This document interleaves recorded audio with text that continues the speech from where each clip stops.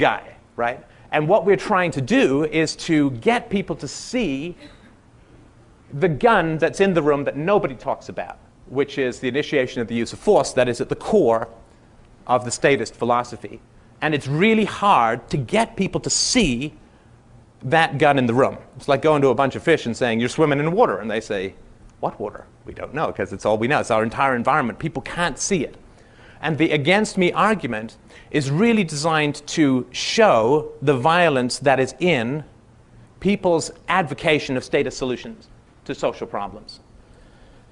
Because there are two characteristics of evil that I think are really, really important to understand.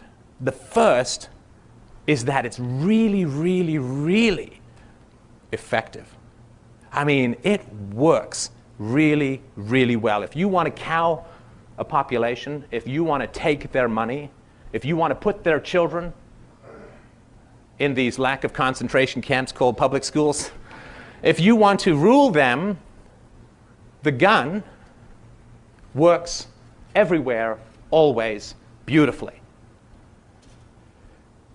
But it only works if people won't look at it. Violence is incredibly effective as a tool of ruling what, of course, I call the human tax livestock. But it's only effective to the degree to which people don't look at it. Because the moment people see the coercion that is at the root of statism, they see that it's immoral. And statism as a philosophy falls. So the first characteristic of evil is that it is incredibly effective. And we all know this, right? Is it 6 years now that this Iraq war has been going on?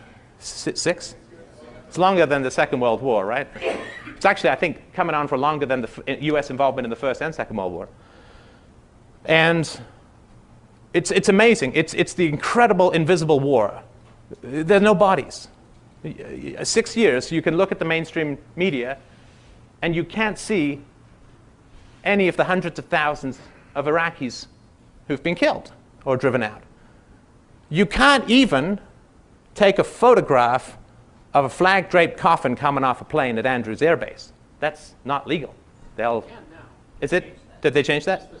Okay, good. So in year 6, you can now maybe take a photograph of a body.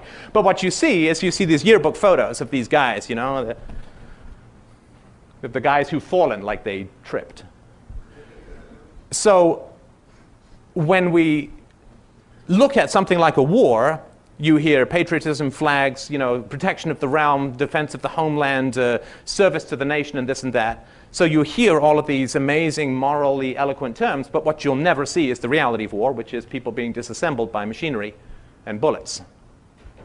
And that's very clear why they would not want you to see that, because if people see violence, they oppose violence. So the violence has to be hidden in order for it to work. And the argument that I'm going to lay out for you is designed to help you show the hidden violence that is in the statist position, and to take the offense, right? Because generally, and I'm going to generalize here, but maybe I think it'll make sense.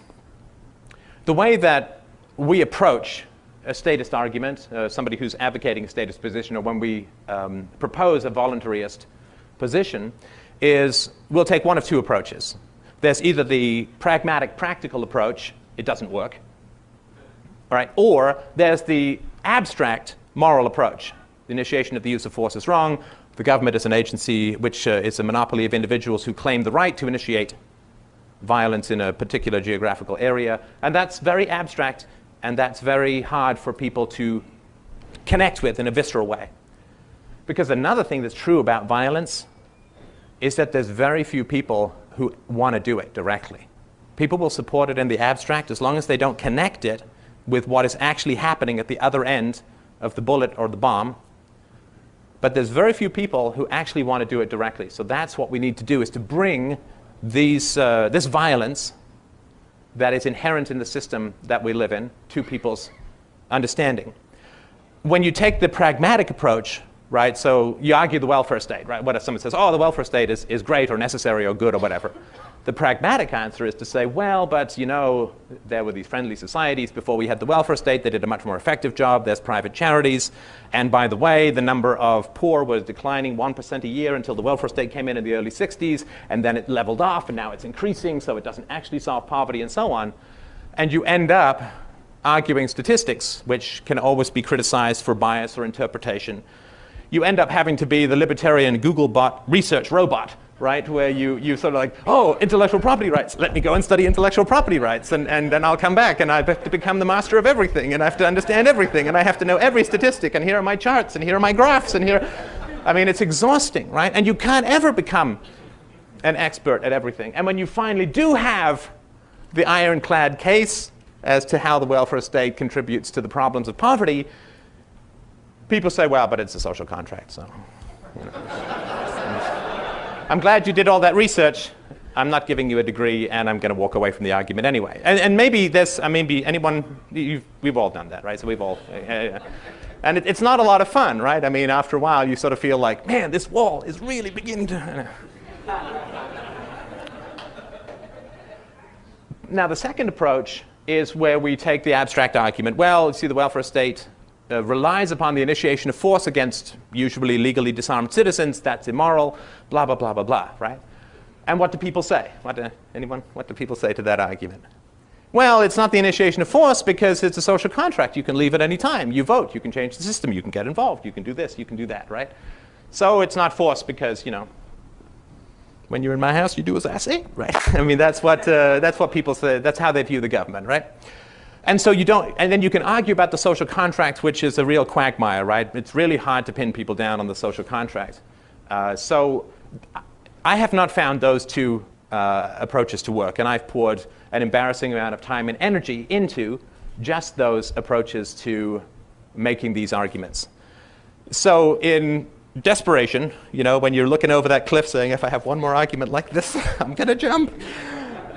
I started to try and take another approach, right? Because I like to be so proactive that I wait until I'm really desperate before I come up with a new approach. So my third approach doesn't rely on any statistics. Oh, praise be to the heavens above. I don't have to look up everything all the time. And then just have people say, well, those come from the Cato Institute. Come on. Might as well be quoting from Hitler. And I don't have to have all these abstract arguments against the social contract and go into that quagmire, which never seems to come out particularly effectively. So I wanted to come up with a third way. And I'll give you an example of this in action, and then I'll give you a tiny bit of theory, and then grab a mic and let's take this thing for a spin and see how it works.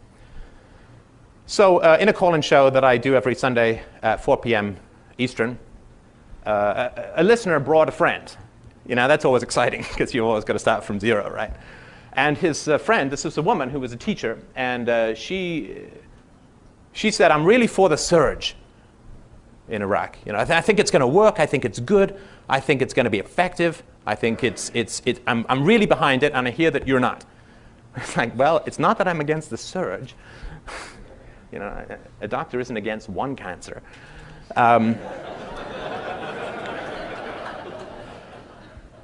And my old way of arguing would have been, 913 lives started the Iraq war, and it's imperialism, which is really bad, and the troops are paid by aggression against citizens, and, right?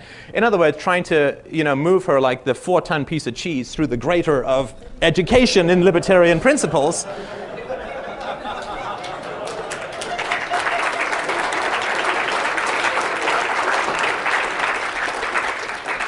I see other people know that grater, right? We've all had our fingers, right? Ow, ow. But you can't, and you can't push a camel through the eye of the needle, right? You can't. Yes, you just need a big needle. I don't have that big a needle, so. So I took another approach, and I'll just run through the argument briefly. We'll then apply it to stuff that works, hopefully, for you guys. But what I did was I said, so you're for the surge, right? And I didn't say, but this is the 5th surge, and there were 4 before, and they didn't work, right?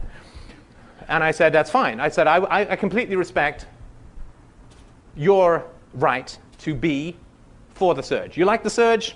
Go hug the surge. I'm fine with it, Take it out for dinner. Buy it some flowers. Whatever you like, you know? I said, and I would never, never think of using force against you because of your opinion. I would never dream of hiring guys in costume to come to your house and cart you off to some torture chamber because you like the surge. You are free to like the surge. I respect your opinion. She was a little surprised. I thought you were an anarchist. Aren't you supposed to yell at me? And so I then said, I don't agree with the surge. Do you give me the same respect and consideration to be against the surge as I'm giving you to be for the surge? What you going to say? No. I want the guys in costume to come to your, because we have to, you know, you got to use the levers that people already believe in, the ethics, right? And people already believe in freedom of expression, right? So if I say, look, I'm allowed to disagree with you, right? You don't advocate the use of force against me because I disagree with you, right? Of course she's going to say no. Of course I don't think that you should. She said, you shouldn't be aggressed against because you disagree with me. I said, excellent. Progress. I'm not used to this. Let me get used to this. I'm dizzy. And so then I said, now, it wouldn't make any sense at all, logically, if I was allowed to disagree with you, but I could not act upon that disagreement. That wouldn't make, that's an illusory right. It's like our right to money, right? Like if, I don't know, I had some daughter in the Middle Ages, and I said, you are free to marry whoever you want, but you have to marry the man I choose. Well, we understand that would be a logical contradiction, right? That you can't be free to disagree with someone but not be able to act upon that disagreement, right? That's like having the right to a free press but not the right to type anything, right? I mean, it wouldn't make any sense. And she said, yes, it wouldn't make any sense if you were allowed to, if I said, it's okay for you to disagree with me, but you can't act on that disagreement. Excellent. I'm even more dizzy now. Like, how can we be, this should be 3 months down the road. And I said, okay, so if you like the surge, you like your surge, no problem. Then you should take out your checkbook. And you should write, I think he goes by Don as well back then, Donnie Rumsfeld, here's my money, because I'm so down with the surge, here's my cash, right? Because you should be free to support the surge. So pay the money, if you like. Clearly, since you have already agreed that I am free not only to disagree with you, but to act tangibly on that disagreement, because there would be no right to disagreement otherwise, I'm allowed to not write a check to Donnie for something I disagree with. And there was a pause. And you know, somebody's brain hangs in the balance, you know, like a pendulum, you know, a big wet thing going back and forth, you know. Reason, propaganda, reason, propaganda. It's like one of those claw things where you're trying to get something out of the, you know, come on, fall here, fall here. Actually, there. So she finally said, well, yeah, that makes sense. If you're free to disagree with the surge, then you're free to not pay for it, right? And shockingly, that was it. Now, that doesn't teach her voluntarism. Obviously, it doesn't teach her the theory. It doesn't teach her all of this lovely stuff that we sit and dream and reason about and think about and talk about and read about. But what it does do is it puts her on the defensive. And this is the core of the against me argument, right? So the welfare state. We'll do that one, then we'll do anything that you guys want to talk about. Because I know it's really tough to get a room for libertarians to grab a mic. It's really tough. But if you can, somehow, find it within yourself to want to speak. We'll have some fun. So the welfare state. Okay, so someone says the welfare state's good, right? So I say, well, I respect your decision. You like the welfare state? I would never dream of using violence to prevent you from acting upon your beliefs, your values, your virtues, what you consider to be moral, just, right, and good. Never dream of it. Gun is safely in its holster. Will you accord me the same respect that I am according you? Am I free to disagree with you without violence? Am I free to not like the welfare state without you thinking I should be thrown in jail, am I free to disagree?